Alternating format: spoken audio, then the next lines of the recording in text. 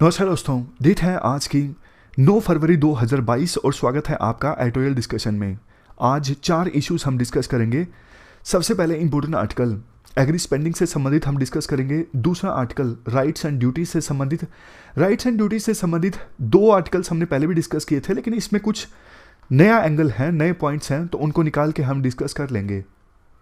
इसमें तीसरा जो आर्टिकल है वो देखो टैक्स इंसेंटिव फॉर फिलैंथ्रोपी से संबंधित है। ज़्यादा पॉइंट्स नहीं निकलते, 2-3 पॉइंट्स निकलते हैं, निकाल के हम डिस्कस कर लेंगे। लेकिन एक अलग से लाइव मिनट का आर्टिकल हम डिस्कस करेंगे एग्रीकल्चर में ड्रोन के इस्तेमाल से संबंधित। तो 4 इश्यूज आज हम डिस्कस करेंगे। चलिए डिस्कशन स्टार्ट करते हैं। First important article agriculture spending से संबंधित है। एग्रीकल्चर स्पेंडिंग मतलब सरकार के द्वारा देश में एग्रीकल्चर सेक्टर के ऊपर जो खर्चा किया जाता है वो है एग्री स्पेंडिंग। आप जीएस पेपर 3 के इस टॉपिक से आर्टिकल को रिलेट कर सकते हो। क्या कंटेक्स्ट है? देखो, हाल ही में जो बजट प्रेजेंट किया गया पार्लियामेंट में, उसके अनुसार एग्रीकल्चर सेक्टर के लिए जो फंड्स एलोकेट किए गए हैं ना, वो पिछले साल के अपेक्षाकृत 4.4% ज़्यादा है। बट देखो, इवन करंट इन्फ्लेशन रेट ही 5.5% से लेकर 6% के बीच में है। तो जितना अधिक बजटरी एलोकेशन है एग्रीकल्चर सेक्टर के लिए, वो देखो करंट इन्फ्लेशन रेट से कम है। अगर देखो हम दूसरे देशों के साथ कंपेयर करें ना, इंडिया उन टॉप 10 कंट्रीज में शामिल है जो एग्रीकल्चर पर सबसे ज़्यादा स्पेंड करते हैं। गवर्नमेंट जितना टोटल खर्चा करती है ना, मान लीजिए गवर्नमेंट टोटल 100 रुपये खर्चा करती है, तो उसमें से 7.3% यानी 7 रुपये 30 पैसे सरकार खर्च करती है एग्रीकल्चर पर। लेकिन कुछ दूसरे देश जैसे मालावी, एक छोटा सा देश है, यहाँ पर 18% सरकार खर्च करती है एग्रीकल्चर पर। माली में 12.4% सरकार खर्च करती है एग्रीकल्चर पर। भूटान में 12%। बस इतना ज़्यादा आपको याद रखने की आवश्यकता नहीं है, एक आइडिया आपको मिल गया होगा इंडिया में सरकार के द्वारा कितना खर्च किया जाता है एग्रीकल्चर सेक्टर के ऊपर। इसके बाद देखो एक नया कंसेप्ट है एग्रीकल्चर ओरिएंटेशन इंडेक्स। ये इंडेक्स डेवलप किया गया था 2015 में। जो सस्टेनेबल डेवलपमेंट गोल्स आए थे ना, गोल नंबर 2 है जीरो हंगर से संबंधित। तो इस गोल को फुलफिल करने की दिशा में ये इंडेक्स डेवलप किया गया, agriculture orientation index. Agriculture orientation index में किसी देश का स्कोर कैसे प्राप्त करते हैं? रेशो निकालते हैं, government spending towards agriculture sector divided by sector contribution to GDP. समझ गए? फिर से बोलता हूं, रेशो निकालते हैं कि किसी देश में सरकार के द्वारा कितना खर्च किया जाता है एग्रीकल्चर सेक्टर के ऊपर, for example x, divided by उस देश में एग्रीकल्चर सेक्टर का कंट्रीब्यूशन कितना है उस देश के जीडीपी में, divided by Y, X by Y. अब बात यह है, इस एग्रीकल्चर ओरिएंटेशन इंडेक्स में ना इंडिया का स्कोर काफी कम है। इसका मतलब यह है इंडिया में एग्रीकल्चर सेक्टर का जितना कंट्रीब्यूशन है ना देश की जीडीपी में, उस हिसाब से सरकार खर्चा नहीं करती एग्रीकल्चर सेक्टर के ऊपर। बाकी एशियन कंट्रीज की परफॉर्मेंस काफ़ी अच्छी है इस इंडेक्स में, खास करके ईस्टर्न एशियन कंट्रीज की। चाइना का भी इस इंडेक्स में परफॉर्मेंस जो है वो अच्छी है, यानी जितना कंट्रीब्यूशन है एग्रीकल्चर सेक्टर का चाइना की जीडीपी में, उस हिसाब से चाइना की सरकार एग्रीकल्चर सेक्टर पर अच्छा खासा खर्चा करती है। जबकि इंडिया की रैंक इस इंडेक्स में है 38। जबकि इंडिया तो आपको पता है, देखो कृषि प्रधान देश है, यहाँ पर बहुत सारी जनता ऐसी है जो एग्रीकल्चर के ऊपर डिपेंडेंट है अपनी जीवन यापन के लिए। इंडिया में जब भी हम एग्रीकल्चर पढ़ते हैं, इन्वायरमेंट में या फिर ज्योग्राफी में, हम ये भी पढ़ते हैं बहुत सारी क्रॉप्स के मामले में इंडिया लार्जेस्ट प्रोड्यूसर है, और बहुत सारी क्रॉप्स ऐसी भी हैं जो इंडिया में सबसे ज़्यादा कंज्यूम होती हैं। लेकिन उस हिसाब से इंडिया में सरकार स्पेंडिंग कम करती है एग्रीकल्चर सेक्टर के ऊपर। इसके बाद राइटर एक बहुत अच्छा पॉइंट रेज करते हैं, चूँकि देखो ईस्ट एशियन कंट्रीज़ में जैसे साउथ कोरिया, सिंगापुर, यहाँ पर चूँकि सरकार ज़्यादा खर्च करती है एग्रीकल्चर सेक्टर पर, इस वजह से यहाँ पर एग्रीकल्चर में फसलों की जो पैदावार है ना, क्रॉप्स की जो यील्ड है, वो कंपैरेटिवली ज़्यादा है। आप कंपेयर कीजिए इंडिया के साथ। हमारे देश में एवरेज अनाज की पैदावार पर हेक्टेयर कितनी है? 3282 किलोग्राम पर हेक्टेयर। एशिया में एवरेज कितनी है? 4225 kilogram per hectare. Eastern Asia में साउथ कोरिया जैसे कंट्रीज में तो ये सबसे ज़्यादा है, 6,237 किलोग्राम पर हेक्टेयर। चाइना में जहां पे देखो जो एवरेज लैंड होल्डिंग साइज है वो इंडिया से भी कम है, छोटे छोटे खेत हैं चाइना में भी इंडिया की तरह। वहां पर कितनी है प्रोडक्टिविटी, मतलब अनाज की पैदावार कितनी है पर हेक्टेयर? 6,296। बात सिर्फ अनाज की पैदावार की नहीं है, इवन चाइना में पर हेक्टेयर दालों की पैदावार, पर हेक्टेयर वेजिटेबल्स की पैदावार, ये सब भी ज़्यादा हैं। क्यों ज़्यादा हैं? क्योंकि चाइना की सरकार एग्रीकल्चर सेक्टर के ऊपर इंडिया की सरकार के अपेक्षाकृत ज़्यादा खर्च करती है। अब आप एक बार इस साल के बजट में नज़र डालिए, एग्रीकल्चर सेक्टर से संबंधित जो स्कीम्स हैं उन पर सरकार ने ज़्यादा खर्च किया है, कम खर्च किया है। राइटर कहते हैं एग्रीकल्चर सेक्टर से संबंधित जो स्कीम्स है ना, चाहे वो क्रॉप इंश्योरेंस स्कीम हो, एमएसपी से संबंधित स्कीम्स हो, उनके लिए सरकार ने फंड्स इस साल रिड्यूस कर दिए हैं। जैसे एग्जाम्पल के तौर पर पीएम आशा स्कीम है। पीएम आशा स्कीम के 3 कंपोनेंट्स हैं। प्राइस सपोर्ट स्कीम, इसमें सरकार किसानों से अपनी नोडल एजेंसीज के थ्रू पल्सीज, ऑयल सीड्स ये सब प्रोक्योर करती हैं।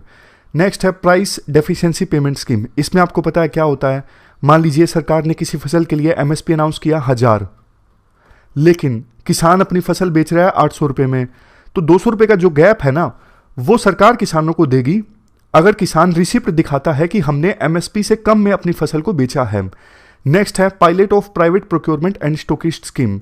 इसमें प्राइवेट सेक्टर पार्टिसिपेट करता है प्रोक्योरमेंट ऑपरेशन में। तो पीएम आशा स्कीम के 3 कंपोनेंट हैं। 2021-22 में सरकार ने इस स्कीम के लिए एलोकेट किए थे 400 करोड़। इस साल कितने किए हैं? सिर्फ 1 करोड़। मतलब सोच के देखिए, पिछले साल 400 करोड़ और इस साल सिर्फ 1 करोड़। इस प्रकार से राइटर कुछ और स्कीम्स के भी एग्जाम्पल देते हैं कि सरकार ने पिछले साल के अपेक्षाकृत इन स्कीम्स पर कम फंड्स एलोकेट किए हैं। पॉइंट आप समझ गए, एग्रीकल्चर सेक्टर के लिए कम एलोकेशन। अब बहुत ज़्यादा एग्जाम्पल्स आपको याद रखने की आवश्यकता नहीं है। नेक्स्ट पॉइंट आता है नीड ऑफ कैपिटल इन्वेस्टमेंट। देखो जैसे ये है प्रधानमंत्री सम्मान निधि स्कीम, जिसमें 6,000 रुपये किसानों को मिलते हैं 1 साल में 3 इंस्टॉलमेंट्स की फॉर्म में। अब देखो ये तो डायरेक्ट बेनिफिट ट्रांसफर है ना, सीधा किसानों को बेनिफिट मिल रहा है, सीधे पैसे मिल रहे हैं। इस प्रकार की स्कीम्स से देखो लॉन्ग टर्म में एग्रीकल्चर सेक्टर को कोई फायदा नहीं होगा। लॉन्ग टर्म में एग्रीकल्चर सेक्टर को तब फायदा होगा जब सरकार कैपिटल इन्वेस्टमेंट करती है, यानी एग्रीकल्चर सेक्टर से संबंधित इंफ्रास्ट्रक्चर पर खर्च करती है, फॉर एग्जाम्पल रूरल इंफ्रास्ट्रक्चर। लेकिन दुखद बात यह है इवन सरकार ने कैपिटल इन्वेस्टमेंट भी नहीं की है। रूरल डेवलपमेंट के लिए पिछले साल एलोकेशन कितना था? 5.59%। और इस साल कितना है? इस साल रिड्यूस करके कर दिया है 5.23%, यानी पिछले साल के अपेक्षाकृत कम। लास्ट में राइटर ये बोलते हैं देखो एग्रीकल्चर सेक्टर में अगर किसानों की इनकम को इन्हेंस करना है, एग्रीकल्चर सेक्टर में हम चाहते हैं अगर फसलों की जो पैदावार है वो इंक्रीज़ हो, तो फिर सरकार को ना इरिगेशन फैसिलिटीज़ पर ध्यान देना होगा, रूरल इंफ्रास्ट्रक्चर को डेवलप करना होगा, रूरल एरियाज़ में ट्रांसपोर्ट फैसिलिटीज़ पर फोकस करना होगा, नंबर ऑफ मार्केट्स को इंक्रीज़ करना होगा। कुल मिला के एक बात में बोलें तो एग्रीकल्चर सेक्टर पर ज़्यादा स्पेंड करना होगा सरकार को। तो ये पूरा आर्टिकल हमने डिस्कस किया, चलते हैं आगे। इसके बाद नेक्स्ट जो आर्टिकल है वो राइट्स और ड्यूटीज़ से संबंधित है। आप जीएस पेपर सेकंड के इस टॉपिक से आर्टिकल को रिलेट कर सकते हो। राजीव भार्गव के द्वारा ये आर्टिकल लिखा गया है। देखो राइट्स और ड्यूटीज़ ये दोनों ना आपस में कंसेप्चुअली जुड़े हुए हैं। ड्यूटीज़ के बिना राइट्स नहीं हो सकते। मैं आपको एग्जाम्पल की सहायता से बताता हूँ। जब भी किसी इंडिविजुअल को कोई अधिकार मिलता है ना, राइट मिलता है ना, तो इसी के साथ ये दूसरों की ड्यूटी बन जाती है कि वो इंडिविजुअल जिसको राइट मिला है वो अच्छे से अपने राइट को एक्सरसाइज कर सके। एग्जाम्पल देखिए, मान लीजिए मेरे को अधिकार मिला है freedom of speech and expression का, तो जैसे ही मुझे अधिकार मिला है ये बाकी सिटीजन्स की ड्यूटी बनती है कि मैं अपनी जो आवाज़ है वो ठीक तरीके से व्यक्त कर सकूँ बिना डरे।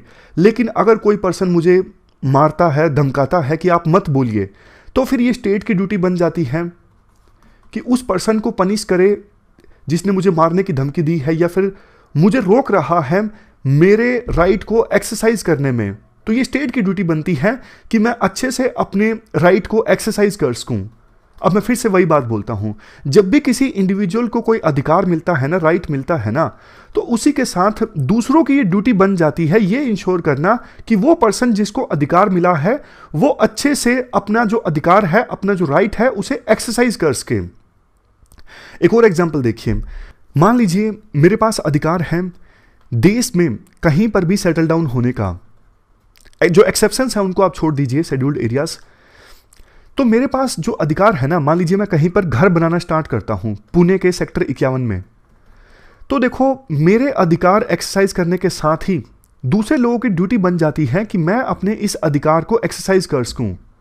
ऐसा नहीं कि जब मैंने पुणे के सेक्टर 51 में घर बनाना स्टार्ट किया तो आस पड़ोस के लोग आ गए कि नहीं भैया हम आपको तो घर नहीं बनाने देंगे, यहां पर आप तो बाहर के हो। ऐसा नहीं, उनकी ड्यूटी बनती है कि मैं आसानी से वहां पे घर बना सकूं, अपने अधिकार को एक्सरसाइज कर सकूं। लेकिन अगर लोग मुझे रोकते हैं तो फिर ये स्टेट की ड्यूटी बनती है कि उन लोगों को रोका जाए जो मुझे घर बनाने से रोक रही हैं। तो पॉइंट वही निकल के आता है, जब भी किसी को अधिकार मिलता है ना, उस अधिकार के साथ दूसरे लोगों की ड्यूटी बन जाती है कि जिस पर्सन को अधिकार मिला है ये इंश्योर करना वो अपने अधिकार को अच्छे से एक्सरसाइज कर सके। अब थोड़ा सा आप और ध्यान दीजिएगा, ये काफी इंपॉर्टेंट बात मैं बोलने जा रहा हूं। ये क्यों बोला जाता है कि राइट्स और ड्यूटीज जो हैं वो साथ साथ चलते हैं? देखो एक एस्पेक्ट तो अभी भी हमने देखा, बट आप ध्यान दीजिएगा, अगर देखो मेरे पास सॉरी घर बनाने का अधिकार है, अगर मेरे पास अधिकार है freedom of speech and expression का, तो दूसरे पर्सन की, फॉर एग्जाम्पल दूसरा कोई पर्सन है वाई, उसकी ये ड्यूटी है कि मैं अपना ये freedom of speech and expression का अधिकार एक्सरसाइज कर सकूं और वाई उसमें कोई इंटरफेयर नहीं करेगा। ये वाई की ड्यूटी बन गई है, अगर करेगा तो फिर स्टेट एंटर करेगा। लेकिन उसी प्रकार से वाई को भी तो अधिकार मिला है ना freedom of speech and expression का, तो ये मेरी भी ड्यूटी बन गई है कि वाई जो है जब अपना ये अधिकार एक्सरसाइज करे तो मैं उसमें किसी प्रकार का कोई इंटरफेयर ना करूं। समझ रहे हो? मेरे राइट्स मतलब दूसरों की ड्यूटीज, दूसरों के राइट्स मतलब मेरी ड्यूटी। सिंपल भाषा में अगर बोलूं तो राइट्स और ड्यूटीज जो है वो साथ साथ चलते हैं। लेकिन देखो ये सब ना वहां पे पॉसिबल है जहां पे इगैलिटेरियन सोसाइटी हो, इक्वल राइट्स अवेलेबल हो। लेकिन आप फैमिली का एग्जांपल लीजिए, पैट्रियार्कल फैमिली में क्या होता है?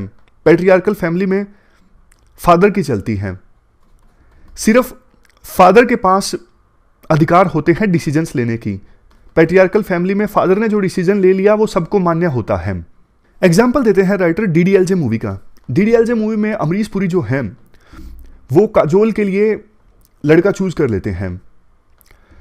तो अमरीश पुरी ने जो लड़का चूज किया ना, वो मानना पड़ता है सिमरन को और सिमरन की मदर को भी।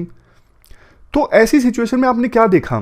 फादर ने डिसीजन लिया, फादर के पास राइट है और बाकी लोगों के पास ड्यूटीज हैं। काजोल ने अपनी ड्यूटी पूरी की जो डिसीजन उनके फादर के द्वारा लिया गया, और काजोल की जो मदर है इस मूवी में उन्होंने भी ड्यूटी पूरी की। इनके पास कोई राइट नहीं है, सिर्फ ड्यूटी है। तो ये एक एग्जाम्पल है इनइगैलिटेरियन सोसाइटी का, जहां पे इक्वल राइट्स अवेलेबल नहीं हैं। जहां पे देखो इक्वल राइट्स अवेलेबल नहीं होते ना लोगों के पास में, वहां पे कुछ लोगों के पास राइट्स होते हैं लेकिन ज्यादा लोगों को ड्यूटीज फॉलो करनी होती है। जैसे अमरीश पुरी की फैमिली में क्या है, अमरीश पुरी के पास राइट है, बाकी सारे लोग अपनी ड्यूटी पूरी कर रहे हैं, बाकी लोगों के पास राइट नहीं है। राइटर एक और एग्जांपल देते हैं, जो पहले कास्ट बेस्ड सोसाइटी हुआ करती थी, उन सोसाइटीज में देखो जो सो कॉल्ड अपर कास्ट के लोग होते हैं उनके पास राइट्स होते हैं, और जो सो कॉल्ड लोअर कास्ट के लोग हैं उनकी ड्यूटीज होती हैं, उनके पास राइट्स नहीं होते। इवन काफी सारी इस्लामिक सोसाइटीज भी ऐसी हैं जिसमें राइट्स और ड्यूटीज इक्वल नहीं होते। कई इस्लामिक सोसाइटीज में मेल को ज्यादा राइट्स मिलते हैं और फीमेल को कम राइट्स मिलते हैं, फीमेल की ड्यूटीज ज्यादा होती हैं। आप मोनार्की का एग्जांपल लीजिए, मोनार्की में जहां पे राजा का रूल होता है, राजा के पास अनरिस्ट्रिक्टेड राइट्स होते हैं, राजा जो मर्जी चाहे कुछ करे, बाकी सबकी ड्यूटी होती है कि राजा के जो राइट्स हैं वो फुलफिल हों। ये सारे एग्जांपल्स देकर राइटर ये बोलना चाहते हैं, देखो इगैलिटेरियन सोसाइटी में तो इक्वल राइट्स इक्वल ड्यूटीज होती हैं, लेकिन जो इनइगैलिटेरियन सोसाइटी होती हैं जैसे पैट्रियार्कल फैमिली, मोनार्की या फिर कास्ट बेस्ड सोसाइटी या फिर इस्लामिक कुछ प्रैक्टिसेस, तो उनमें देखो वो चूंकि इगैलिटेरियन सोसाइटी नहीं होती, वहां पे इक्वल राइट्स नहीं होते, तो इस वजह से वहां पर ड्यूटीज को ज्यादा प्रायोरिटी दी जाती है राइट्स के अपेक्षा करते। राजा तो यही बोलेगा ना कि आप सब लोग अपनी ड्यूटी को फुलफिल कीजिए। क्यों? क्योंकि सिर्फ राजा अपने राइट्स को एक्सरसाइज कर सके। तो ये एक एग्जाम्पल है इनइगैलिटेरियन सोसाइटी का। अगर देखो हम जनरलाइज करके बोलें तो क्या हम ये बोल सकते हैं कि इन इगैलिटेरियन सोसाइटीज में, यानी अनइक्वल सोसाइटीज में, जिन लोगों के पास में सोशल या फिर पॉलिटिकल पावर है उनके पास में ज्यादा राइट्स होते हैं, और बाकी जिनके पास में पावर नहीं है उनके पास ज्यादा ड्यूटीज होती हैं। क्योंकि जो लोग पावर में होते हैं, जैसे राजा, वो तो चाहेगा ना कि मेरी सारी बातें मानी जाएं। पावरफुल लोग अपनी बातें मनवाने की कोशिश करते हैं, यानी वो चाहते हैं कि हमारे पास राइट्स ज्यादा से ज्यादा हों। ये तभी पॉसिबल होगा ना जब बाकी लोगों के पास राइट्स ना हो, बाकी लोगों के पास ड्यूटीज हों। बाकी लोग ड्यूटीज फॉलो करेंगे तभी तो पावरफुल लोग अपने राइट्स, ज्यादा राइट्स को एक्सरसाइज कर सकेंगे। अगर बाकी लोगों के पास भी राइट्स होंगे तो हर पावरफुल लोग को भी ड्यूटीज फॉलो करनी होंगी, उनके राइट्स कम हो जाएंगे, जो कि वो नहीं चाहते। जबकि इसके विपरीत इगैलिटेरियन पॉलिटिक्स में क्या होता है, यानी इक्वल सोसाइटी में क्या होता है, वो लोग जिनके पास पावर नहीं होती उनके पास तो बल्कि ज्यादा राइट्स होते हैं, और पावरफुल लोगों के पास ज्यादा ड्यूटीज होती हैं। जैसे एग्जाम्पल के तौर पर इगैलिटेरियन पॉलिटिक्स में जो लोग सत्ता में है ना उनके पास पावर है, लेकिन पावर मिलने के साथ में उनकी ड्यूटीज बढ़ गई हैं। उनकी ड्यूटी बनती है ये इंश्योर करना कि अनएम्प्लॉयमेंट ना हो, या फिर कम से कम हो, गरीबी खत्म हो जाए या फिर कम से कम हो, ये उनकी ड्यूटी बनती है। यानी पावर मिलने के साथ ही उनकी ड्यूटीज बढ़ गई हैं बल्कि। और जो लोग जिनके पास पावर नहीं है, जो वंचित लोग हैं, उनके पास राइट्स होते हैं इगैलिटेरियन पॉलिटिक्स में। लास्ट में राइटर ये बोलते हैं कि देखो कुछ ड्यूटीज तो ऐसी होती हैं जो राइट्स से कहीं ऊपर जाती हैं। अभी तक तो हमने राइट्स और ड्यूटीज के बीच में रिलेशन समझा, लेकिन कुछ मोरल ड्यूटीज तो ऐसी होती हैं जो राइट से कहीं ऊपर चली जाती हैं। जैसे सर्जन का एग्जांपल देते हैं राइटर। अब देखो कोई सर्जन है, सर्जन पेशेंट पे ऑपरेशन परफॉर्म कर रहा है, तो ये तो पेशेंट का अधिकार है कि जब सर्जन पेशेंट पर कोई ऑपरेशन परफॉर्म कर रहा है तो उस समय सर्जन का फुल अटेंशन पेशेंट के ऊपर हो। ऐसा नहीं कि सर्जन व्हाट्सएप चलाना स्टार्ट कर दे। अगर सर्जन ऑपरेशन के दौरान व्हाट्सएप चलाना स्टार्ट कर देता है तो ये पेशेंट का जो राइट है वो वायलेट हो जाता है। बट अगर ऑपरेशन के बाद सर्जन पेशेंट के परिवार वालों से मिलता है, 5 मिनट देता है, उनको अच्छे से चीजें एक्सप्लेन करता है, ये सर्जन की ड्यूटी नहीं थी, लेकिन सर्जन ने इसे अपनी मोरल ड्यूटी माना और पेशेंट के रिश्तेदारों से जाके बात की, तो ये हम कह सकते हैं ये मोरल ड्यूटी का एग्जाम्पल है जो राइट से कहीं ऊपर चला जाता है। तो जिस प्रकार से सर्जन किसी और को भी बोल सकता था कि जाके पेशेंट की फैमिली को एक्सप्लेन कर दो ऑपरेशन कैसा रहा, लेकिन सर्जन खुद जाता है, खुद एक्सप्लेन करता है परिवार वालों को, तो ये मोरल ड्यूटी का एग्जाम्पल है। उसी प्रकार से हमारे देश में हम सब की ड्यूटी बनती है कि हम एक टॉलरेंट सोसाइटी को निर्माण करें, हम जागरूक रहें। अगर हमारे इलेक्टेड रूलर्स कुछ गलत काम करते हैं, संविधान की अवहेलना करते हैं, संविधान के विरुद्ध जाके काम करते हैं, तो हम जागरूक रहें, उनकी अकाउंटेबिलिटी फिक्स करें। हमारा कर्तव्य बनता है कि हम दूसरों के राइट्स को वायलेट ना करें। वैसे संविधान में आर्टिकल 51A में जो ड्यूटीज़ दी गई हैं उनका भी पालन करना हमारा कर्तव्य बनता है। इनमें से ये जो ड्यूटीज़ है ना वो लीगली इन्फोर्सेबल नहीं है, लेकिन फिर भी हमें इन ड्यूटीज़ का पालन करना चाहिए। तो ये पूरा आर्टिकल हमने डिस्कस किया राइट्स और ड्यूटीज़ के बीच रिलेशन से संबंधित। इसके बाद नेक्स्ट आर्टिकल एग्रीकल्चर सेक्टर में ड्रोन के इस्तेमाल से संबंधित है। क्या कंटेक्स्ट है? देखो पहले तो आप जीएस पेपर 3 में जो एग्रीकल्चर है ना वहाँ से इस आर्टिकल को रिलेट कर सकते हो। बात करें कंटेक्स्ट की, कुछ समय पहले यूनियन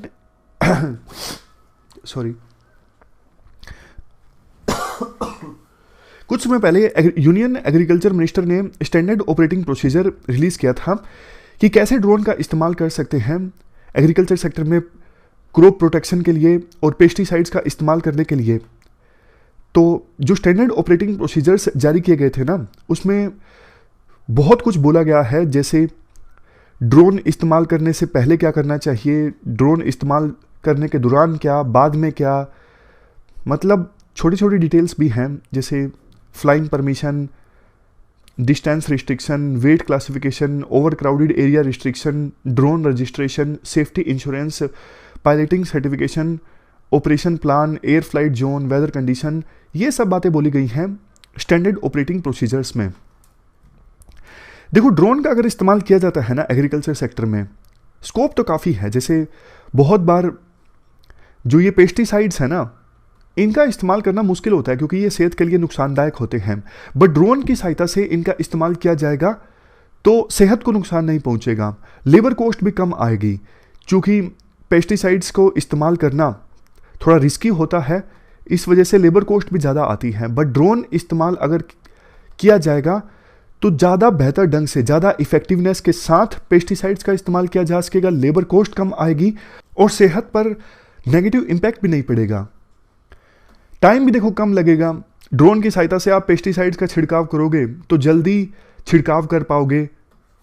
और देखो आगे आगे तो आपको पता है इंटरनेट ऑफ थिंग्स का कंसेप्ट आ रहा है, यानी जो इक्विपमेंट्स हैं वो आपस में कम्युनिकेट कर सकें, बेहतर कोऑर्डिनेशन कर सकें इफेक्टिव ऑपरेशंस के लिए। तो वो एग्रीकल्चर सेक्टर में भी पॉसिबल हो पाएगा कि ड्रोन जो है वो कोऑर्डिनेट करेगा बाकी एग्रीकल्चर इक्विपमेंट्स के साथ, उनके साथ कम्युनिकेट करेगा। तो ये एग्जाम्पल है स्मार्ट एग्रीकल्चर का। लेकिन देखो काफ़ी सारे चैलेंजेस भी हैं। चैलेंजेस क्या क्या हैं? ड्रोन कितना महंगा आता है ये देखो ना आप। मेंटेनेंस इशू भी है, एक बार ख़राब हो गया ठीक करवाने संबंधित इश्यूज़, स्किल संबंधित इश्यूज़ हैं, किसान कैसे यूज़ करेंगे ड्रोन का सिखाना पड़ेगा। और बहुत हमारे देश में ज़्यादातर किसान तो छोटे और मंझले हैं, वो कैसे अपने छोटे से खेत में ड्रोन का इस्तेमाल करेंगे? ज़्यादा ऊपर हाइट पे जाएगा ड्रोन तो वो पता लगे दूसरे के खेत में छिड़काव कर दिया पेस्टिसाइड्स का। मिसयूज़ भी हो सकता है ड्रोन का, सिक्योरिटी संबंधित रिस्क हैं और वेदर डिफ़िकल्टीज़ भी काफ़ी रहेंगी अगर ड्रोन का इस्तेमाल किया जाएगा। तो ये सारे चैलेंजेस हैं जिनके बारे में आप लिख सकते हो। वे फॉरवर्ड में क्या लिखोगे? वे फॉरवर्ड में लिखोगे देखो रूल्स हैं, ड्रोन संबंधित रूल्स आ गए 2021 में, और कैसे पेस्टिसाइड्स और क्रॉप प्रोटेक्शन के लिए इनका इस्तेमाल होगा, स्टैंडर्ड ऑपरेटिंग प्रोसीजर भी आ गए। लेकिन ड्रोन अभी भी काफ़ी महंगे हैं, इनका इस्तेमाल बूस्ट करने के लिए इनकी मैन्युफैक्चरिंग इंडिया में होनी होगी ज़्यादा। तो इसके लिए सरकार production linked incentive scheme launch कर सकती है ताकि 2030 आने से पहले ग्लोबल ड्रोन हब के रूप में इंडिया को डेवलप किया जाए। Indian council of agriculture research जो है वो एक प्रोजेक्ट पे काम कर रही है, सेंसागरी, सेंसर बेस्ड स्मार्ट एग्रीकल्चर। दूसरे एग्रीकल्चर रिसर्च इंस्टीट्यूट्स हैं ना, उनके साथ मिलके इस प्रोजेक्ट पे काम कर रही है Indian council of agriculture research. But देखो इसके साथ साथ जो चैलेंजेस हमने डिस्कस किए कि सस्ते ड्रोन्स उपलब्ध करवाना, स्किल्स प्रोवाइड करना, वो सब भी ज़रूरी हैं। इस पर भी सरकार को ध्यान देना होगा अगर सरकार चाहती है कि देश में एग्रीकल्चर सेक्टर में ज़्यादा से ज़्यादा ड्रोन्स का इस्तेमाल हो। तो ये पूरा आर्टिकल हमने डिस्कस किया। इसके बाद अगला जो आर्टिकल है वो फिलंथ्रोफी के लिए टैक्स इंसेंटिव से संबंधित है। आप जीएस पेपर सेकंड के इस टॉपिक से आर्टिकल को रिलेट कर सकते हो। देखो अभी आप कुछ डोनेट करते हो, जैसे कीटो वगैरह जो ऑनलाइन यूट्यूब पे आप एड्स देखते हो, उनको जब आप डोनेट करते हो ना तो आपको टैक्स इंसेंटिव मिलता है। मतलब इनकम टैक्स जब आप भरोगे तो आप उस छूट का लाभ उठा सकते हो। राइटर कहते हैं कभी देखो कोई रिसर्च तो हुई नहीं है कि चैरिटी सेक्टर के लिए अगर सरकार ने टैक्स इंसेंटिव का प्रोविज़न किया है तो इससे कितना फ़ायदा होता है, कितना नुकसान होता है। नुकसान तो सरकार को होता है ना कि अगर टैक्स इंसेंटिव सरकार ने दिया है तो फिर सरकार को कम रेवेन्यू प्राप्त हो रहा है। लेकिन कम सरकार को रेवेन्यू प्राप्त हो रहा है तो क्या इसका बेनिफिट सोसाइटी को ओवरऑल हो रहा है? मतलब क्या ज़्यादा लोग डोनेट करते हैं इस चक्कर में कि उनको टैक्स में एग्जम्पशन मिलेगा? राइटर का मेन पॉइंट ये है कि देखो लोग इसलिए डोनेट करते हैं क्योंकि वो काज में बिलीव करते हैं। उन्हें लगता है, जैसे गर्ल्स एजुकेशन की बात है तो लोग इसलिए डोनेट करते हैं, उन्हें लगता है कि हाँ गर्ल्स को एजुकेशन मिलनी चाहिए। वो इसलिए नहीं करते हैं कि हाँ गर्ल्स एजुकेशन के लिए हम डोनेट करेंगे तो हमें टैक्स में इंसेंटिव मिल जाएगा। बट एक फ़ायदा ये ज़रूर होता है, सिग्नलिंग इफेक्ट। सरकार जब टैक्स इंसेंटिव देती है ना तो उससे एक संकेत जाता है, सरकार चाहती है कि ज़्यादा से ज़्यादा लोग डोनेट करें ताकि सरकार हर जगह नहीं पहुंच पा रही है वहाँ पे एनजीओज़ पहुँचे, एनजीओज़ को डोनेशन मिले। ये सरकार चाहती है, तभी तो सरकार इंसेंटिव देती है डोनेशन पर। कुल मिला के कोई खास अच्छा आर्टिकल है नहीं। लास्ट में यही बोला जाता है कि टैक्स इंसेंटिव का इम्पैक्ट क्या पड़ता है, इस पर स्टडी होनी चाहिए ताकि फर्दर पॉलिसीज़ में चेंज लाए जा सकें आवश्यकता अनुसार। तो मतलब कुछ खास ये आर्टिकल है नहीं। तो ये थी हमारी आज की डिस्कशन। इस डिस्कशन में इतना ही है। Thank you very much for discussion.